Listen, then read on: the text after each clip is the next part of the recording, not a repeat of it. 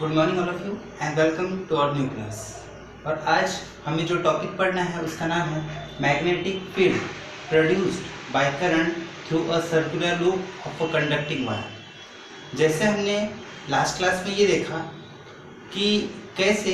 किसी वायर से, किसी कंडक्टर से यदि करंट फ्लो होता है तो उस करंट के फ्लो होने के कारण उसके रीजन में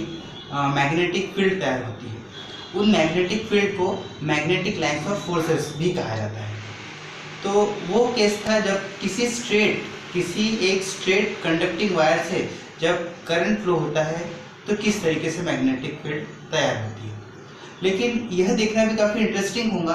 कि यदि वही करंट किसी स्ट्रेट कंडक्टर से पास ना होकर किसी लूप कंडक्टिंग वायर, मतलब किसी से कर्व शेप, जिसे ऐसा कंडक्टर जिसे बेंड किया गया है, ऐसे लूप वायर, लूप कंडक्टर से अगर करंट फ्लो हो स्ट्रेट वायर के जगहों पर, तो ऐसे केस में मैग्नेटिक फील्ड किस तरीके से तैयार होगी ये भी काफ़ी इंटरेस्टिंग रहेगा। तो यहाँ पर आज की क्लास में हम वही पढ़ने वाले हैं कि मैग्नेटिक फील्ड जो कि तैयार होती है करंट के पास होने से, लेकिन वो करंट जो किसी स्ट्रेट वायर से नहीं, किसी सर्कुलर लूप वायर या फिर कंडक्टिंग लूप वायर, ये देखिए इस डायग्राम में ये जो कर्व शो हो रहा है ये है लूप वायर, यानी लूप मतलब एक कर्व शेप। तो इस केस को हम आज स्टडी करने वाले हैं। तो सबसे पहले तो आपको ये जानना चाहिए कि इनमें कौन कौन से अलग अलग कंपोनेंट्स यूज़ किए गए हैं। इसमें बेसिकली एक कार्डबोर्ड यूज़ किया गया है और इसके अलावा ये है एक लूप वायर या फिर कंडक्टिंग लूप वायर जो कि इधर कनेक्टेड है रेजिस्टर से, एमीटर से और बैटरी से, जो हमें करंट सप्लाई करेगा, पावर सप्लाई करेगा। तो देखिए इस केस में जैसा बैटरी अपना करंट सप्लाई करती है और यह लूप वायर से जब ये करंट फ्लो होता है जिस कारण से मैग्नेटिक फील्ड तैयार होती है, मतलब magnetic lines of forces generate होती है। ये जो लूप है इसके हर एक पॉइंट पर yes there will be the generation of magnetic lines of forces. और जैसे जैसे हम ये बोल सकते हैं कि जैसे हम जहाँ पर कार्डबोर्ड के जिस पॉइंट से वो वायर को हम बाहर निकाल रहे हैं, एक्सट्रैक्ट आउट कर रहे हैं, वहीं से ये जो मैग्नेटिक लाइन्स ऑफ फोर्सेस है, जो सर्कल है वो सर्कल्स बड़े बड़े होते जा रहे हैं। मतलब ये जो कॉन्सेंट्रिक सर्कल्स दिखाई दे रहे हैं यही है आपके मैग्नेटिक लाइन्स ऑफ फोर्सेस। और जैसे जैसे हम कॉन्सेंट्रिक सर्कल के बाहर की तरफ आते जाएंगे तो हम ये ऑब्जर्व करेंगे कि ये जो मैग्नेटिक लाइन्स ऑफ फोर्सेस जो ड्रॉ किए गए हैं दोनों साइड में, उनका जो साइज है वह भी इंक्रीज होते जाएगा, बढ़ते हुए जाएगा। यदि हम इस लूप की बात करें, यदि हम ये जो वायर है इसके लूप की बात करें और इससे जैसे हम इसके सेंटर में देखिए ये जो लाइन्स ड्रॉ की है नॉर्थ साउथ के लिए, ये इस लूप का सेंटर है। तो इस सेंटर की तरफ आते आते यह जो कॉन्सेंट्रिक सर्कल्स है ये जो बड़े बड़े होते जा रहे हैं, तो इनका कुछ चेंजेस हम ऑब्जर्व कर सकते हैं कि यह जो सर्कल्स है, कॉन्सेंट्रिक सर्कल्स है, ये बड़े बड़े होते जाएंगे और ऑलमोस्ट इस लूप के सेंटर में आते तक वह ऑलमोस्ट एक स्ट्रेट लाइन का फॉर्म ले लेंगे। तो इसका मतलब ये है कि यदि सपोज इस पॉइंट को हम P पॉइंट कंसिडर करें और इस पॉइंट को हम अगर Q पॉइंट कंसिडर करें, तो हम ये ऑब्जर्व करेंगे कि P पॉइंट और Q पॉइंट, इन दोनों पॉइंट के सराउंडिंग में मैग्नेटिक लाइन्स ऑफ फोर्सेस तैयार हुए हैं और वह मैग्नेटिक लाइन्स ऑफ फोर्सेस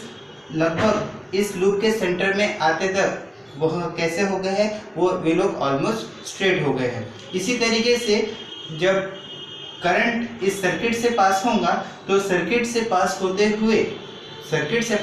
हुए वह इस तरीके से दोनों पॉइंट पर, जहाँ से वो वायर एक्सट्रैक्ट आउट मतलब बाहर निकल रहा है यहाँ पर भी, और जहाँ कार्डबोर्ड के अंदर जा रहा है यहाँ पर भी, इन दोनों पॉइंट्स पर आपको मैग्नेटिक लाइन्स ऑफ फोर्सेस आपको ऑब्जर्व होंगे। इसके अलावा आप ये कंसिडर कर सकते हो कि यहीं पर हमारा जो थंब रूल, जो प्रीवियस क्लास में हमने राइट हैंड थंब रूल पढ़ा, उसका भी यहाँ पर यूज़ होता है। वह इस तरीके से, क्योंकि वही हमें ये बताता है कि किस तरीके से अगर किसी वायर से, किसी कंडक्टर से यदि करंट फ्लो होता है तो जिसके कारण उसके आसपास के रीजन में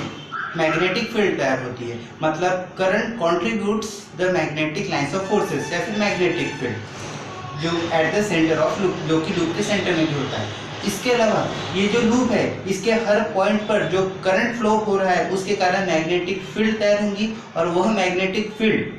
मैग्नेटिक फील्ड इस लूप के सेंटर में भी अपना इफेक्ट डालेंगी। तो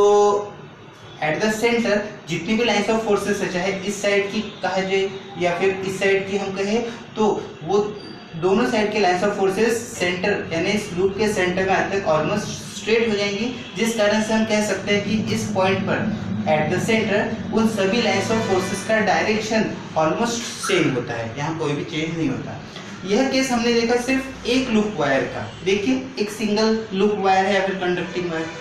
तो इस केस में जो डायग्राम हमने ड्रॉ किया है, इस केस में सिर्फ एक लूप वायर या फिर सिर्फ एक कंडक्टिंग वायर के कारण मैग्नेटिक फील्ड तैयार की गई है। तो कंक्लूजन तो हम ये निकाल सकते हैं कि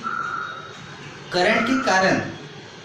के कारण मैग्नेटिक फील्ड तैयार हुई। तो यदि हम सिर्फ एक सिंगल लूप वायर यूज करते हैं और जितनी मैग्नेटिक फील्ड तैयार होंगी, यदि हमें इनॉर्मस अमाउंट ऑफ या फिर heavy amount of magnetic field चाहिए, तो आप जितने ज़्यादा कंडक्टिंग लूप्स का इस्तेमाल करोगे उतना ज़्यादा यहाँ पर मैग्नेटिक फील्ड तैयार होंगी, जिसका कॉन्सेप्ट हम आने वाले नेक्स्ट क्लास में हम पढ़ने वाले हैं। तो फिलहाल ये कॉन्सेप्ट यहीं पर पूरा होता है कि किस तरीके से जब किसी लूप वायर से, किसी कंडक्टिंग लूप वायर से जब करंट फ्लो होता है, तो करंट फ्लो होने के कारण किस तरीके से मैग्नेटिक फील्ड या फिर मैग्नेटिक लाइंस ऑफ फोर्सेस तैयार होती है, और जितना ज़्यादा लूप्स, इस एक लूप के जगह जितने ज़्यादा लूप्स हम हमारे सर्किट में यूज़ करेंगे, उतनी ज़्यादा मैग्नेटिक फील्ड या फिर उतनी ज़्यादा मैग्नेटिक लाइंस ऑफ फोर्सेस यहाँ पर क्रिएट होंगी। आई होप ये जो वीडियो है आपको काफ़ी अच्छे तरीके से समझा होगा, लेकिन फिर भी मेरी रिक्वेस्ट है कि इस वीडियो को आप 1 बार 2 बार 3 बार रिपीटेडली देखिए। I hope you will fully understand this particular topic. Thank you. जय हिंद, जय भारत।